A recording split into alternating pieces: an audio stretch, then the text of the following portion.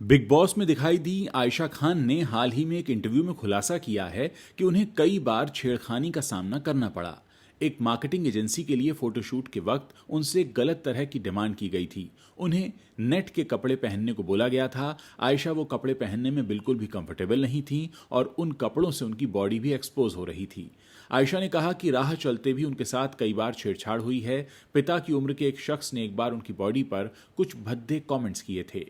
Big boss 17 की contestant रही आयशा खान ने हॉटरफ्लाई से कहा, करियर के स्टार्टिंग में मुझे एक मार्केटिंग एजेंसी में काम करने का मौका मिला।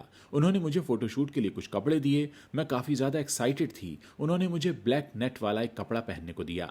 मुझे लगा कि इसके अंदर भी कुछ पहनना होगा क्योंकि जालीदार कपड़ों में कहीं ना कहीं बॉडी तो दिखी जाएगी। हालांकि ऐसा नहीं था। मुझसे कहा गया कि आप सेंशुअल और आकर्षक दिखें, इसके लिए अंदर कुछ भी नहीं पहनना है।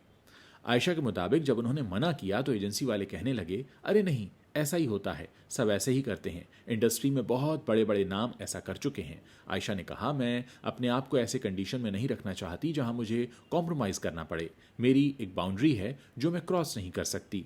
काम नहीं देना तो मत दो, लेकिन आप मेरी किस्मत मुझसे नहीं छीन सकते। आयशा ने कहा कि एक बार मुंबई के जुहू बीच पर कुछ मनचले लड़के उन्हें गलत निगाहों से घूर रहे थे।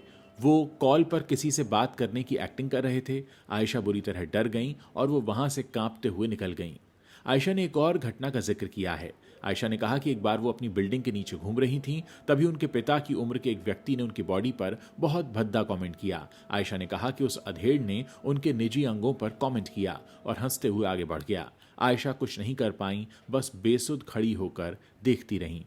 दोस्तों, ऐसे वाकये हमारे आसपास होते रहते हैं और बदकिस्मती से हमारे बहुत से ऐसे दर्शक भी हैं जिनके साथ ऐसा कभी ना कभी हुआ होगा। आप लोग इस तरह के वाकयों के बारे में अपनी क्या राय रखते हैं और क्या आपको लगता है कि अगर ऐसा कुछ हो रहा है तो तुरंत एक्शन लेना चाहिए, और अगर हाँ तो एक्शन लेते समय क्या कर सकते हैं?